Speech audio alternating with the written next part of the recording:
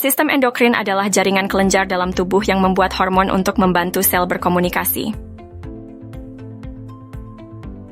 Jaringan ini bertanggung jawab atas hampir setiap sel, organ, dan fungsi tubuh. Kelenjar endokrin melepaskan hormon ke dalam aliran darah untuk melakukan pekerjaan tertentu di dalam tubuh. Fungsi utama sistem endokrin adalah memproduksi dan melepaskan hormon.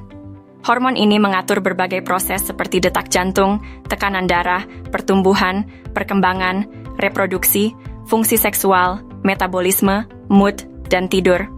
Hormon masuk ke aliran darah untuk mencapai sel, jaringan, atau organ tubuh lainnya. Sistem endokrin juga mengatur seberapa banyak hormon yang dilepaskan berdasarkan kadar hormon atau zat lain dalam darah, seperti kalsium. Kondisi lain juga memengaruhi kadar hormon, termasuk stres, infeksi, efek samping obat-obatan, serta perubahan cairan dan mineral dalam darah. Sistem endokrin memastikan keseimbangan hormon tetap terjaga untuk fungsi tubuh yang optimal. Ketidakseimbangan hormon, baik terlalu banyak atau terlalu sedikit, bisa menyebabkan berbagai masalah kesehatan, seperti kenaikan berat badan, hipertensi, perubahan mood, dan gangguan kesehatan lainnya. Menjaga keseimbangan hormon sangat penting untuk kesehatan tubuh secara keseluruhan. Hipotalamus adalah bagian dari sistem saraf yang menghasilkan beberapa hormon penting. Ini adalah organ endokrin utama tubuh.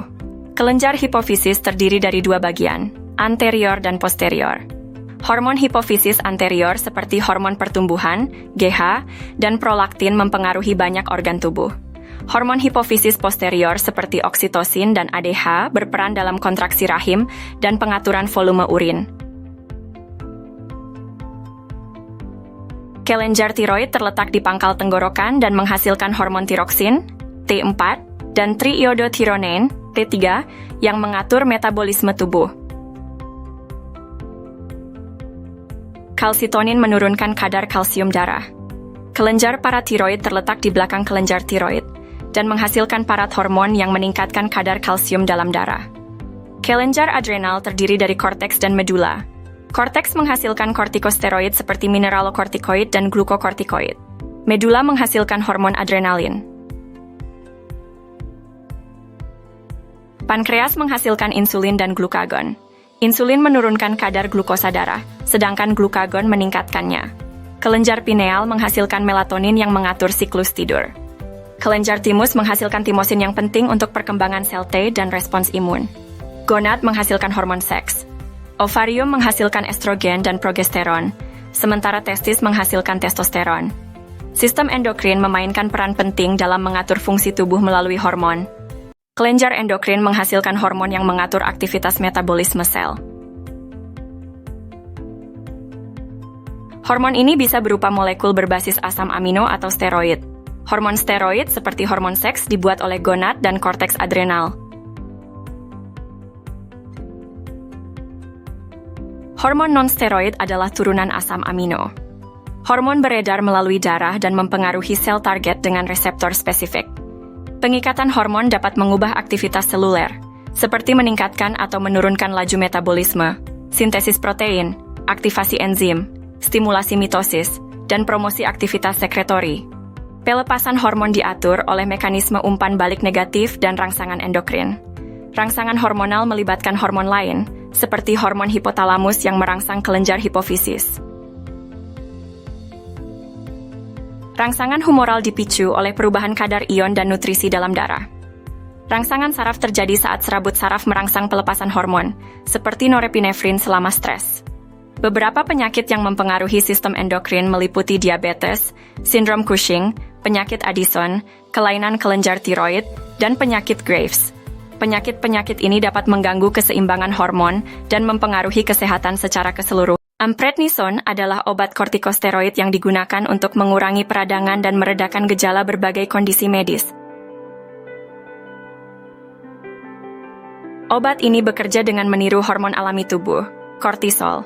Prednisone digunakan untuk mengobati gangguan autoimun seperti lupus dan rheumatoid arthritis, reaksi alergi, asma, penyakit kulit, penyakit paru-paru, dan artritis. Setelah diminum, prednisone diserap dari saluran pencernaan, dimetabolisme di hati menjadi prednisolone, dan didistribusikan ke seluruh tubuh. Prednisolone berikatan dengan reseptor glukokortikoid, mengatur transkripsi gen, dan menghasilkan efek antiinflamasi. Dosis prednisone bervariasi tergantung kondisi medis. Untuk asma dan reaksi alergi, dosis berkisar antara 5 hingga 60 mg per hari. Untuk penyakit autoimun, dosis awal biasanya lebih tinggi. Prednisone harus diminum sesuai resep dokter, biasanya dengan makanan untuk mengurangi risiko iritasi lambung. Hindari alkohol selama penggunaan prednisone.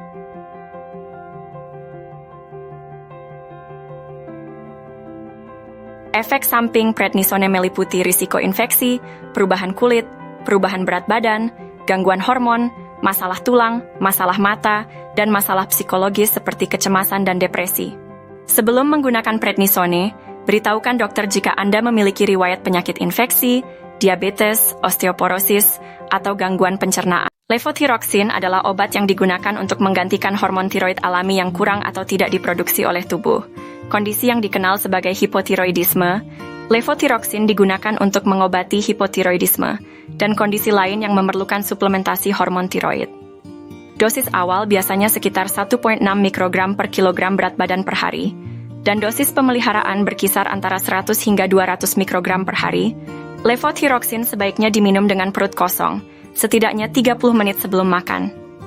Informasikan kepada dokter jika Anda memiliki masalah jantung, diabetes, atau riwayat penyakit tiroid sebelum menggunakan obat ini. Efek samping levothyroxine jarang terjadi jika dosisnya tepat, namun bisa termasuk palpitasi, sakit kepala, dan insomnia. Makanan dan obat-obatan tertentu dapat mengganggu penyerapan levothyroxine, seperti antasida dan kalsium karbonat. Konsumsi levothyroxine setidaknya 4 jam sebelum obat lain. Levothyroxine tidak boleh digunakan pada pasien dengan hipertiroidisme, tidak terkontrol atau infark miokard akut. Levothyroxine bekerja dengan menggantikan atau meningkatkan kadar hormon tiroid yang kurang dalam tubuh, mempengaruhi banyak proses metabolik, termasuk metabolisme basal dan pertumbuhan. Metformin adalah obat anti-diabetes oral yang meningkatkan sensitivitas tubuh terhadap insulin. Ini membantu mengontrol kadar gula darah, terutama pada penderita diabetes tipe 2. Metformin bekerja dengan meningkatkan pengambilan glukosa oleh sel-sel otot dan jaringan lainnya, serta menghambat produksi glukosa oleh hati.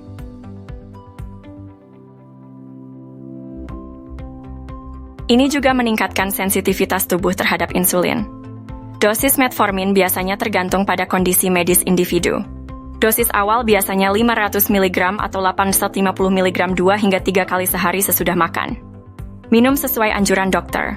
Efek samping umum metformin termasuk gangguan pencernaan seperti mual dan diare, penurunan nafsu makan, atau rasa logam pada mulut. Metformin dapat menyebabkan komplikasi serius seperti asidosis laktat. Penggunaan metformin dengan obat seperti cimetidine, trimethoprim, atau alkohol dapat meningkatkan risiko asidosis laktat. Selalu konsultasikan dengan dokter sebelum menggabungkan metformin dengan obat lain. Hydrocortisone adalah obat antiinflamasi steroid yang mengurangi peradangan dan meredakan gejala seperti kemerahan, bengkak, gatal, atau rasa sakit. Obat ini tersedia dalam berbagai bentuk seperti krim, salep, lotion, atau injeksi. Hydrocortisone digunakan untuk mengobati berbagai kondisi termasuk alergi kulit, eksim, dermatitis kontak, psoriasis, gigitan serangga, radang sendi, asma, dan kondisi inflamasi lainnya. Obat ini efektif dalam mengurangi gejala peradangan. Dosis hydrocortisone bervariasi tergantung pada kondisi medis, umur pasien, dan bentuk obat. Biasanya, obat ini dioleskan tipis-tipis pada area kulit yang terkena 1-4 kali sehari, sesuai dengan petunjuk dokter atau kemasan obat. Efek samping yang mungkin timbul termasuk iritasi kulit, ruam, atau penipisan kulit. Penggunaan jangka panjang atau berlebihan dapat menyebabkan masalah kesehatan serius. Konsultasikan dengan dokter jika ada reaksi yang tidak biasa.